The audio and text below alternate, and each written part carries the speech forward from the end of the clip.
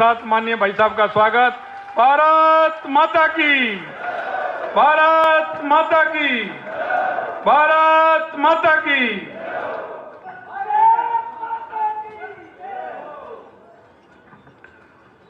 आज के प्रदेश कार्य समिति के बैठक में उपस्थित भारतीय जनता पार्टी के बहुत ही कर्मठ और जुझारू अध्यक्ष श्री सतीश पुनिया जी,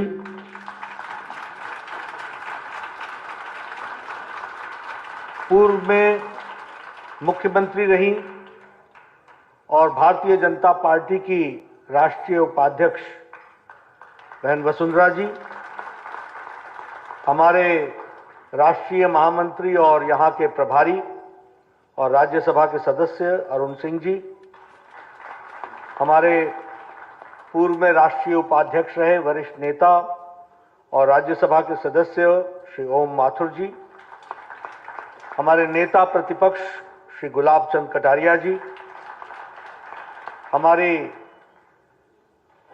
यहाँ की प्रदेश सहप्रभारी और हमारे लोकसभा की सदस्य बहन भारती बहन सियाल जी, भारत सरकार में मंत्री गजेंद्र सिंह शेखावत जी, हमारे केंद्रीय मंत्री अर्जुन राम मेघवाल जी, हमारे केंद्रीय मंत्री कैलाश चौधरी जी, हमारे उप नेता और हमारे वरिष्ठ सहयोगी राजेंद्र राठौर जी,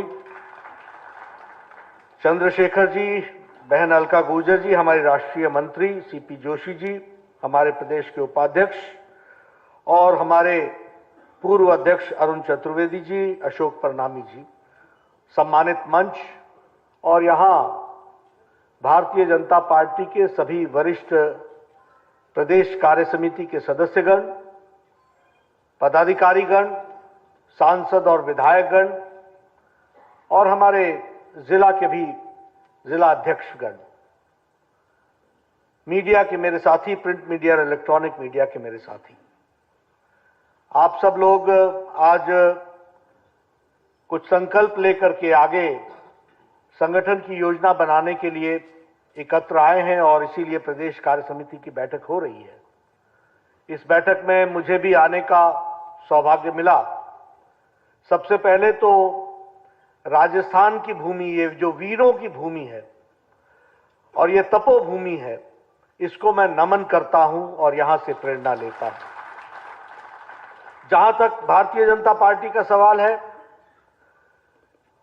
मैं यहां बैठा बैठा सोच रहा था, मैं 1991 में आया था, शायद 1991 में राष्ट्रीय कार्य समिति की बैठक इसी हॉल में हुई थी और उससे पहले की यात्रा को याद कर रहा था कि कैसे हमारे स्वर्गीय भैरव सिंह शेखावत जी ने पार्टी को खड़ा किया, किस तरीके से उन्होंने, जब यहां नाम लेवा नहीं था तो जनसंघ का दिया जला करके गांव गांव, घर घर, शहर शहर, डगर डगर घूम करके उन्होंने दिया जलाया और उसी दीपक से बढ़ते बढ़ते आज भारतीय जनता पार्टी का यह स्वरूप बना है।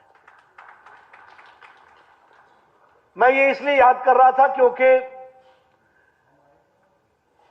जब हमें कुछ हासिल हो जाता है तो हमें उसका महत्व समझ में नहीं आता और मैं हमेशा कहता हूं कि उजाले का महत्व तब होता है जब अंधकार के कहर को जानना हम सीख लें।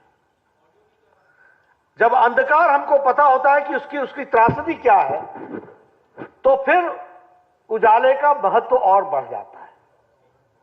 आज हमारे लिए बहुत खुशी की बात है कि कमल खिल रहा है, हर जगह पर खिल रहा है और इसमें भी कोई अतिशयोक्ति नहीं है कि यहां भी कमल खिला है, आगे भी खिलेगा। इस बात को हमको ध्यान में रखना चाहिए। पार्टी ने बहुत अच्छा काम किया है, न्यू इनिशिएटिव्स भी लिए हैं।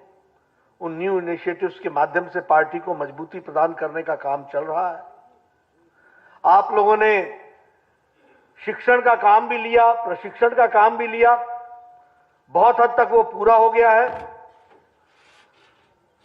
मेरा आप सबसे एक निवेदन है और वह निवेदन इसलिए है क्योंकि हम Bharatiya Janata party is a mass organization with a cadre based cadre. यानी हम मास ऑर्गेनाइजेशन है, हमारी जनता में छवि है, लेकिन हम काडर बेस्ड हैं और इसलिए काडर बेस्ड होने के कारण कैडर को मजबूती प्रदान करना यह हमारी जिम्मेवारी बनती है। और इसीलिए जो आह्वान हम सब लोगों ने दिया है, सशक्त मंडल, सक्रिय बूथ और सक्रिय पन्ना प्रमुख, ये 3 लक्ष्य हमको 2021 में पूरे करने हैं।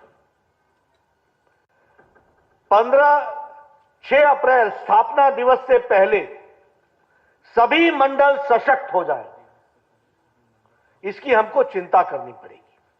और इसलिए जब हम संगठनात्मक विषय की बातचीत करते हैं तो मैं आप सबसे निवेदन करूंगा कि आप ये रचना कीजिए, यहां इस कार्यकारिणी की बैठक के पश्चात योजन कीजिए कि कैसे सारे सशक्त मंडल हो सकते हैं और उनकी तारीख 6 अप्रैल है। दूसरी तारीख है 25 सितंबर, दीनदयाल जी की जयंती। तब तक हमारा बूथ का गठन पूरा का पूरा हो जाना चाहिए।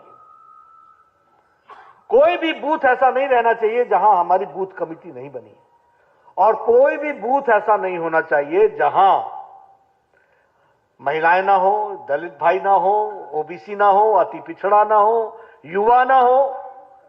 इन सब लोगों को साथ जोड़ करके हमको समिति बनानी है और यह समिति को नीचे धरती पर उतारना ये हमारी जिम्मेवारी है।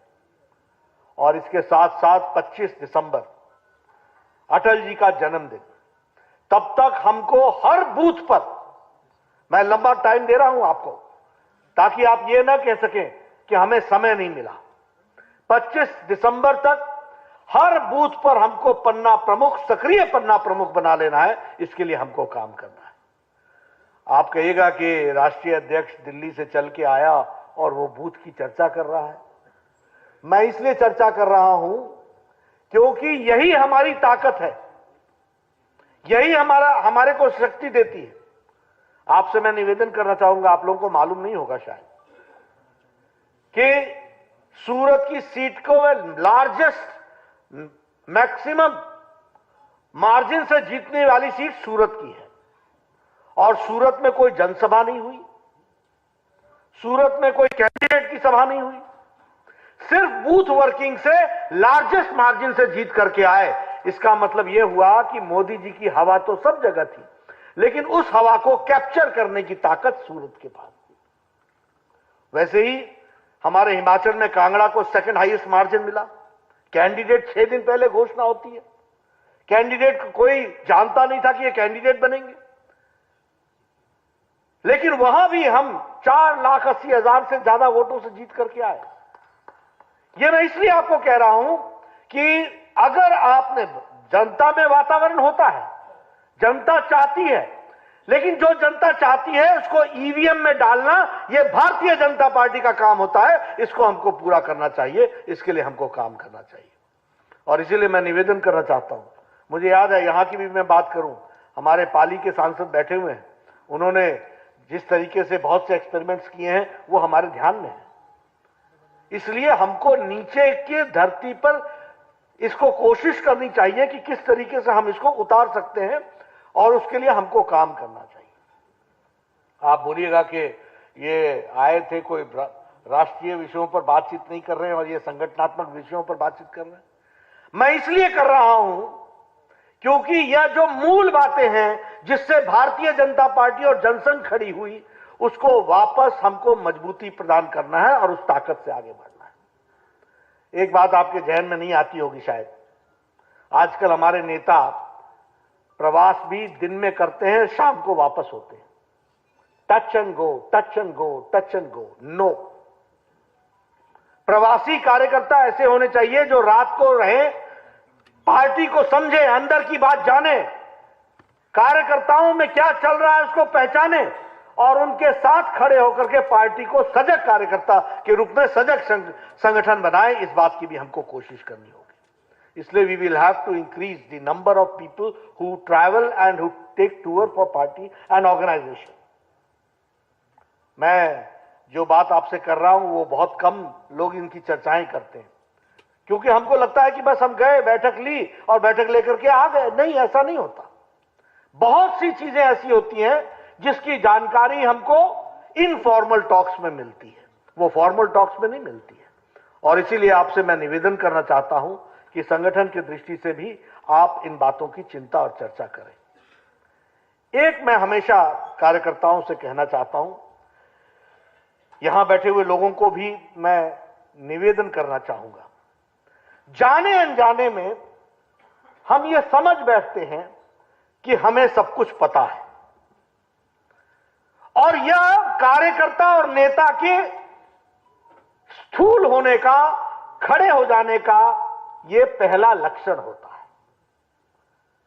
मैं चर्चा नहीं करना चाहता, लेकिन हमने सेल्फ एनालिसिस ये लगभग छोड़ सा दिया है। और कई बार मैं किसी से बोलता हूं, बताओ तुमने पिछले 1 महीने में क्या काम। नड्डा जी, हमको आप काम बताएंगे, मैं तो 1970 से कर रहा हूं, इसे जानता ही हूं सब कुछ। सच्चाई ये होती है कि हमारी प्रोडक्टिविटी घट जाती है,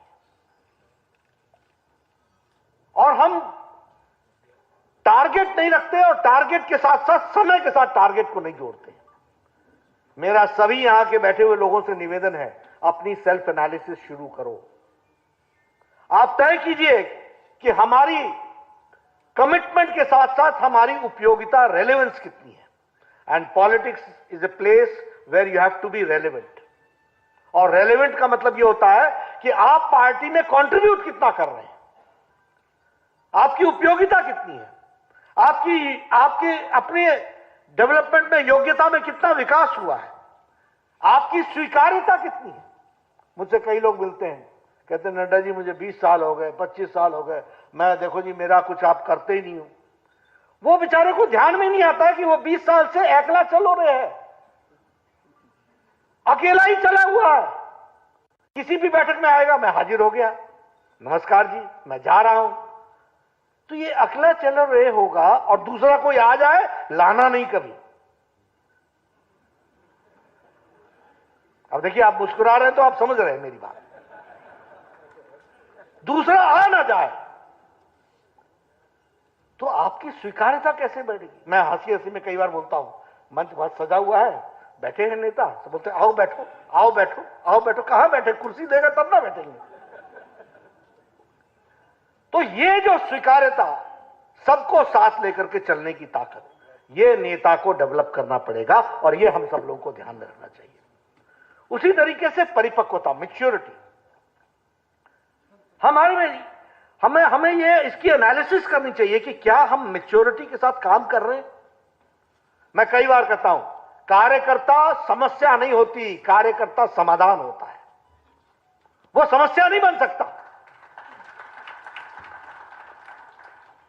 शिकायत करने का काम नहीं है। और दूसरी बात, कार्यकर्ता पोस्ट ऑफिस नहीं है, वहां पर घटना घट गई, फोन किया, हां जी सतीश जी, हां जी वसुंधरा जी, यहां पर यह घटना घट गई, पोस्टमैन का काम पूरा किया, फोन रखा, चल दिया। नहीं, आप गए वहां, क्या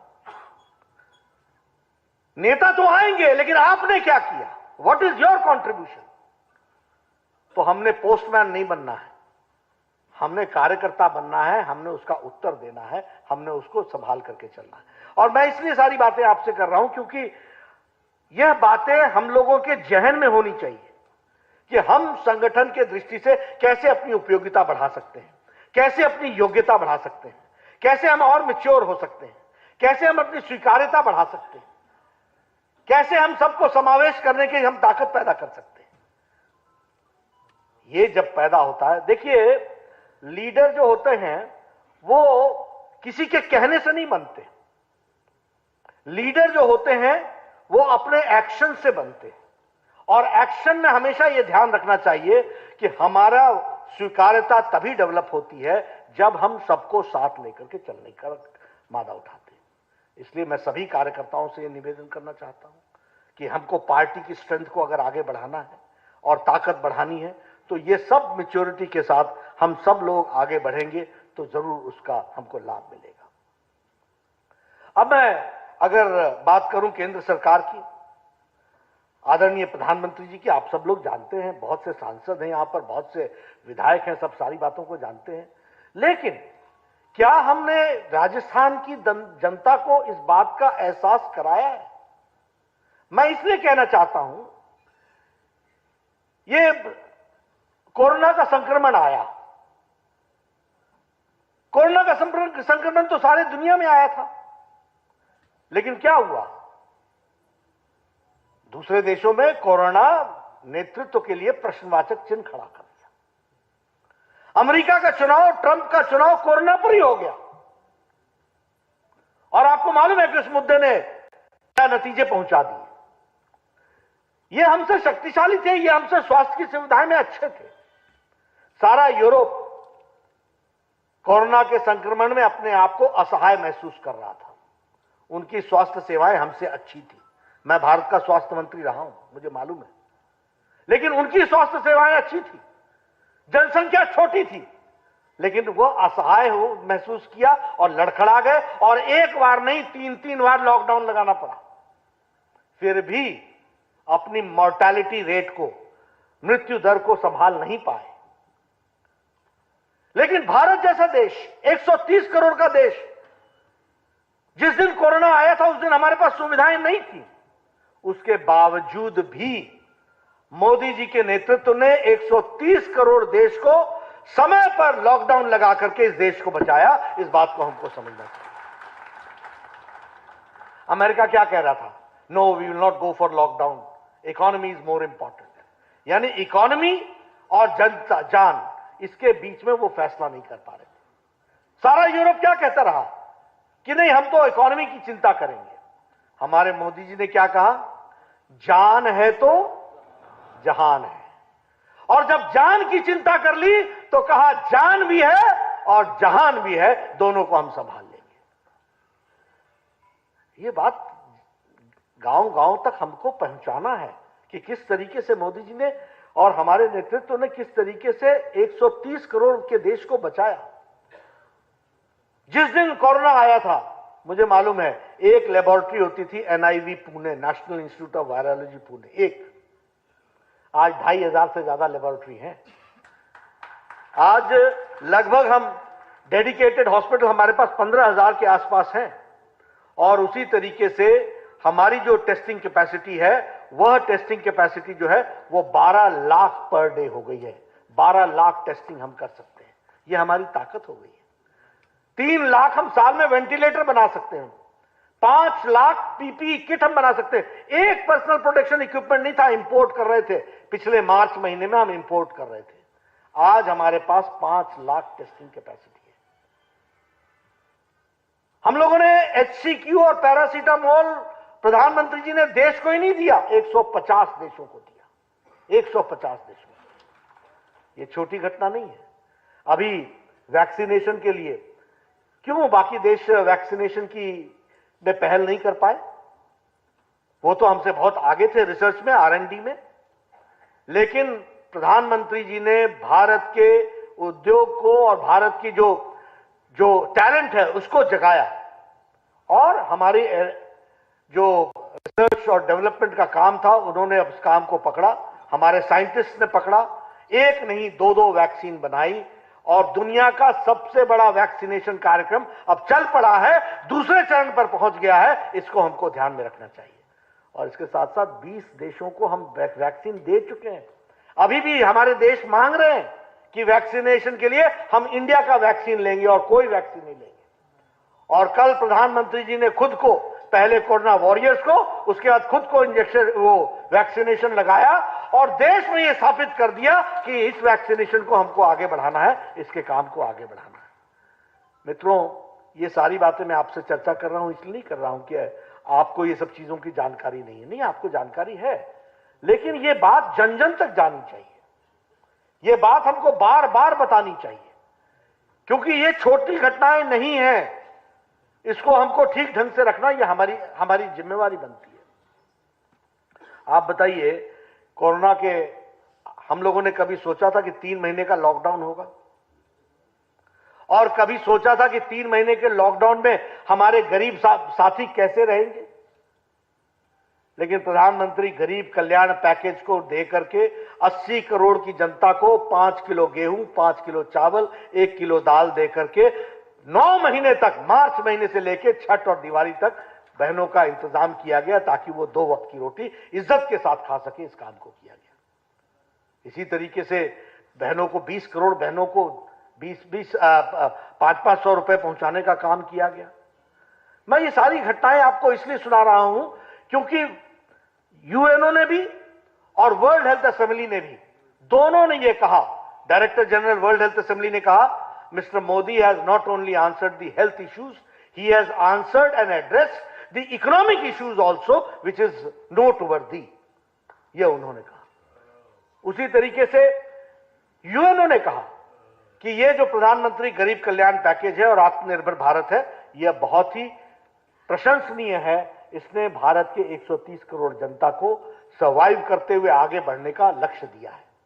और आत्मनिर्भर भारत को, जिस बात को हम आगे बढ़ा रहे हैं, उसमें तो आप सब लोगों को, हम सब लोगों को साथ देने की जरूरत है। और ये अपना राजस्थान जो लोकल हैंडीक्राफ्ट से लेकर के हर एक प्रोडक्ट्स के लिए जाना जाता है, यहां के प्रोडक्ट्स के दृष्टि से जो काम हो रहा है उसको हमको वोकल फॉर लोकल बनने की आवश्यकता है। और वो वोकल फॉर लोकल के लिए हम सब लोग अपने आप को कैसे आत्मसात कर सकते हैं, यह करने की जरूरत है। यह मैं जरूर आपसे कहना चाहूंगा। मित्रों, हमारी यात्रा, जब हम यात्रा की बात करते हैं, मैं बार बार छोटी छोटी बातों की चर्चाएं इसलिए कर रहा हूं क्योंकि हमारी क्लैरिटी होनी चाहिए कि हमारा रास्ता क्या है और हम चले कहां से थे। आप देखिए, हम जब सरकार में नहीं थे और हम विपक्ष में रहा करते थे तो हमको लोग छेड़ा करते थे। क्या कहते थे? जनसंघ और बीजेपी का इकोनॉमिक मॉडल क्या है? What is your economic model? जो पुराने लोग होंगे उनके ध्यान में होगा, उनको छेड़ा जाता था। छेड़ा शब्द इसलिए बोल रहा हूं क्योंकि वो समझते थे कि इकोनॉमी के चैंपियन अगर हैं तो हम ही हैं और कोई नहीं है। लेकिन उनको क्या मालूम था कि जनसंघ के प्रस्तावों से निकला हुआ एकात्म मानववाद बढ़ता बढ़ता अंत्योदय तक पहुंचेगा। और राजस्थान की धरती से भैरव सिंह शेखावत जी के माध्यम से शुरू हुआ अंत्योदय, देश में जनता पार्टी आई तो अंत्योदय योजना को आगे बढ़ाया गया। और क्या था अंत्योदय? अंत्योदय यही था कि समाज सुखी तब रहेगा जब पायदान में खड़ा अंतिम व्यक्ति, जब उसकी चिंता होगी तभी समाज सुखी होगा। और लेफ्टिस्ट क्या बोलते थे? ना कुछ नहीं, सिर्फ पेट ही इंपॉर्टेंट है, यानी भूख महत्वपूर्ण है। दीनदयाल उपाध्याय जी ने कहा कि भूख के साथ साथ मन भी महत्वपूर्ण है। दीनदयाल उपाध्याय जी ने कहा कि भूख के साथ साथ भूख की तृप्ति होनी चाहिए, लेकिन भूख के साथ साथ इंटेलेक्ट की भी तृप्ति होनी चाहिए, भूख के साथ साथ आत्मा की भी तृप्ति होनी चाहिए।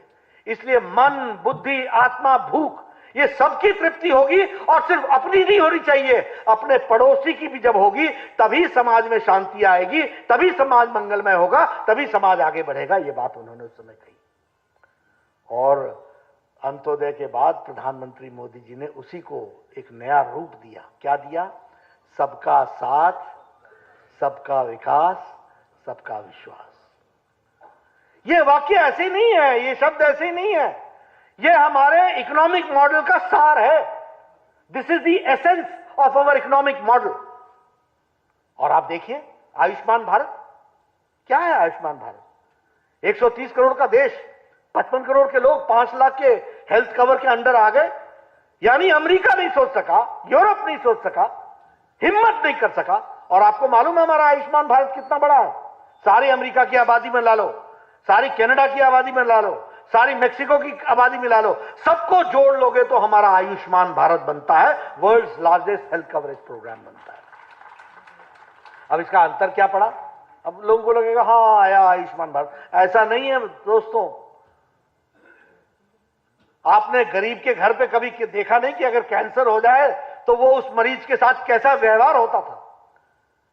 आपको इसका अंदाजा नहीं होगा कि किसी घर में, अगर गरीब के घर में किसी की हार्ट का प्रॉब्लम हो जाए तो बाईपास सर्जरी कराने के लिए घर बिक जाता था। अगर किसी को कैंसर हो जाए तो या तो वह बेचारा कैंसर से जाएगा या उसका घर जाएगा या खेत जाएगा, या परिस्थिति थी। और ये एक छोटी जनसंख्या की नहीं थी, 130 करोड़ देश में 55 करोड़ लोगों को आज उसका लाभ यह मिल रहा है कि इंडिया के, भारत के गरीब लोगों का हेल्थ स्टेटस ऊंचा आ रहा है और वो आगे बढ़ रहा है। 1.5 करोड़ लोग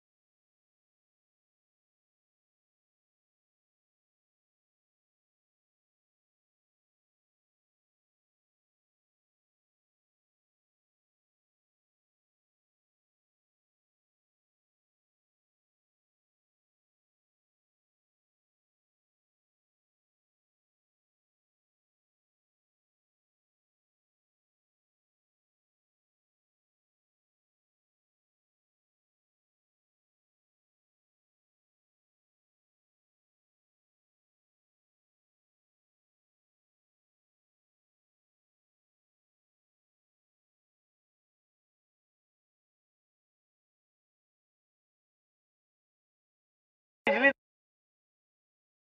तो ये सारी बातों का इसका असर क्या पड़ता है? आप सोचिए, आपके घर में बिजली नहीं हो, आपका डेवलपमेंट का प्रोसेस कितना रुक जाता है। आप इस बात को समझिए। जिन घरों ने वर्षों तक बिजली नहीं देखी होगी, उनके घर का विकास कैसा हो रहा होगा। और उनकी छोटी संख्या नहीं है, 2 करोड़ 60 लाख से ऊपर की संख्या है। उनको घर में बिजली पहुंचाने का काम किया गया। हमारे नौजवान युवाओं के लिए मुद्रा योजना से लेकर के, स्टार्टअप योजना से लेकर के, हमारे बाकी योजनाओं के माध्यम से उनको मुख्य धारा में लाने का काम हुआ है। अभी ये आत्मनिर्भर भारत में स्मॉल और मीडियम साइज के जो हमारे इंडस्ट्रीज हैं, उनको पैकेज के रूप में उनको मुख्य धारा में लाने का काम चल रहा है। मित्रों, ये हमारी जिम्मेवारी होती है कि लास्ट माइल डिलीवरी देने में हम सांसद लोग, हम विधायक लोग, हम कार्यकारिणी के सदस्य लोग, हम उसमें अपना कैसे योगदान कर सकते हैं, इसकी हमको चिंता करनी चाहिए और इस तरीके से उनको जोड़ना चाहिए।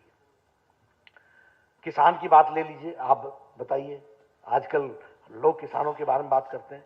मैं दावे के साथ बोल सकता हूं और मैं चाहता हूं कि इस पर कोई बहस कर ले। किसानों के किसान नेताओं ने वर्षों लिप सर्विस की है और किसान पर राजनीति की है, किसान का भला नहीं किया है। अगर किसान का भला किया है तो प्रधानमंत्री मोदी जी ने किया है, इस बात को हमको ध्यान रखना है। आप बताइए, फर्टिलाइजर के लिए लाठीचार्ज होता था कि नहीं होता था?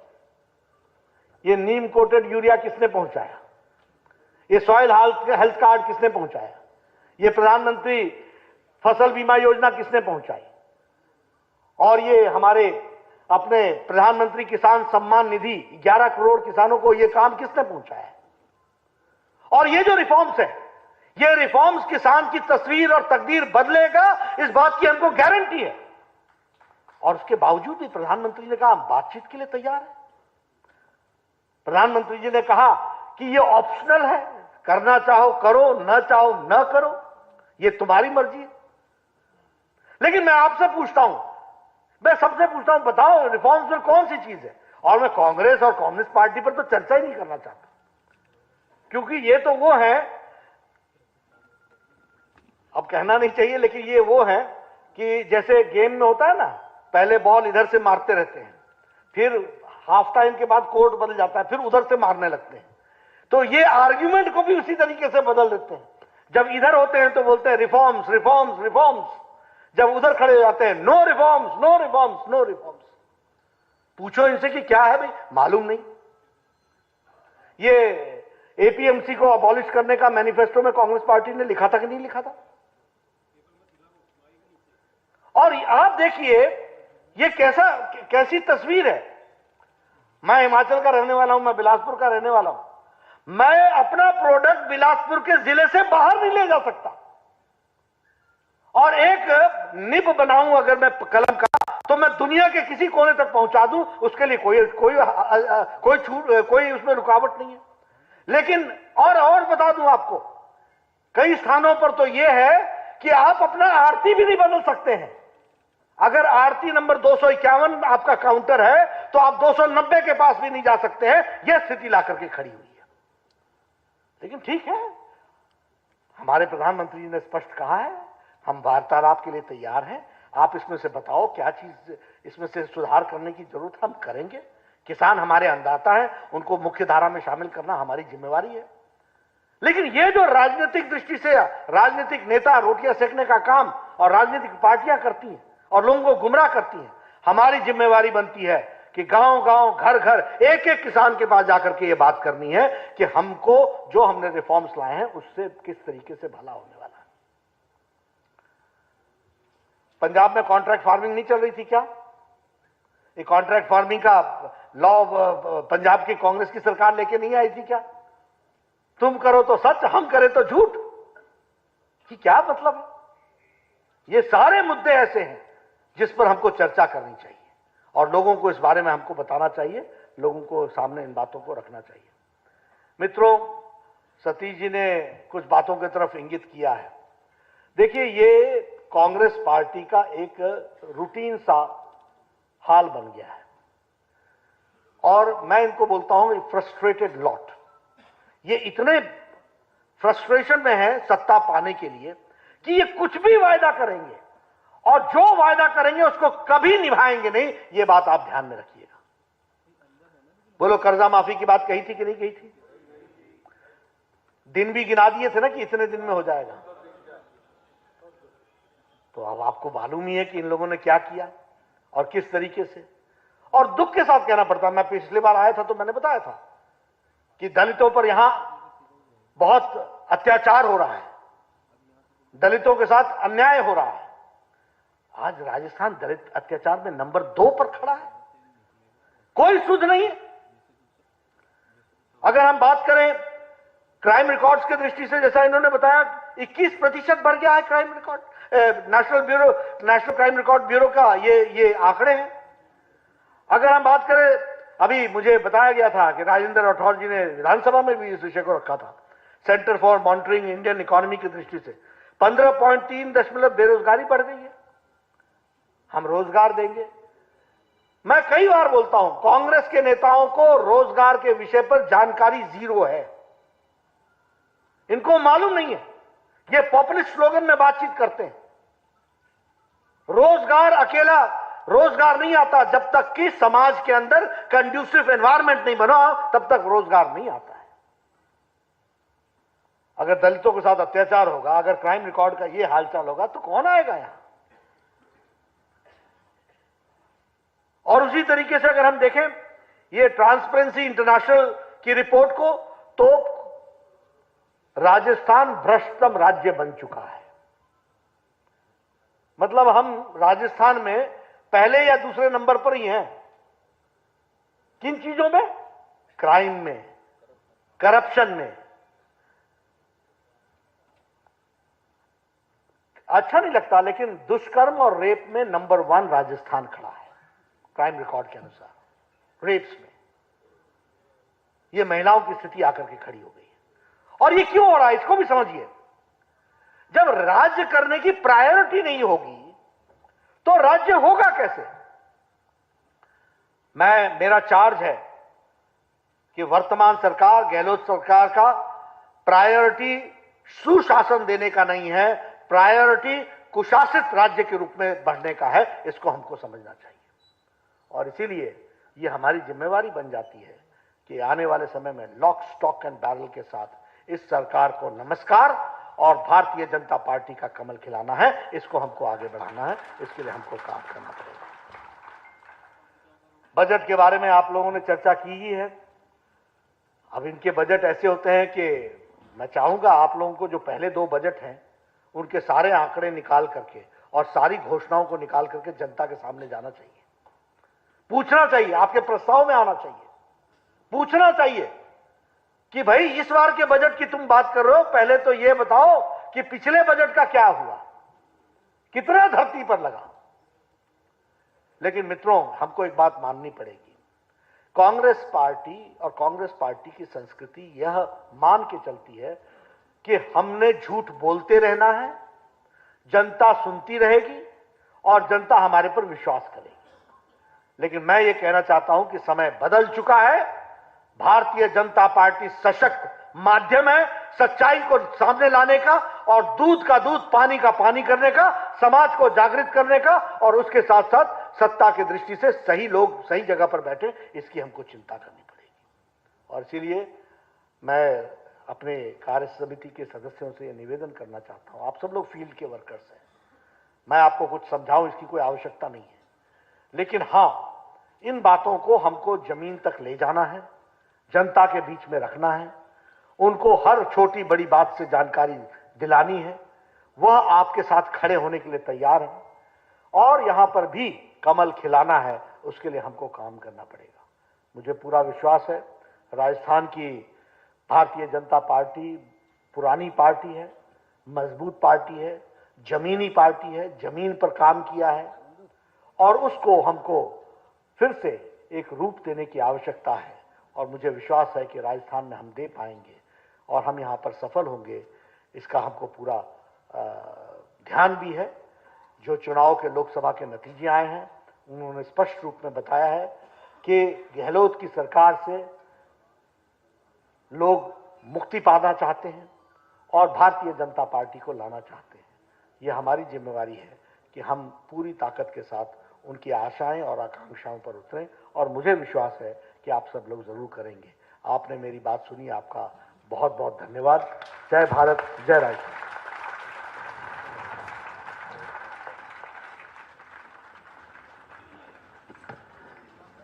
एक बार जोरदार तालियों के साथ माननीय राष्ट्रीय अध्यक्ष जी का स्वागत। आपने जिस तरह से हमने इस कार्य समिति में आपका हमें मार्गदर्शन मिला,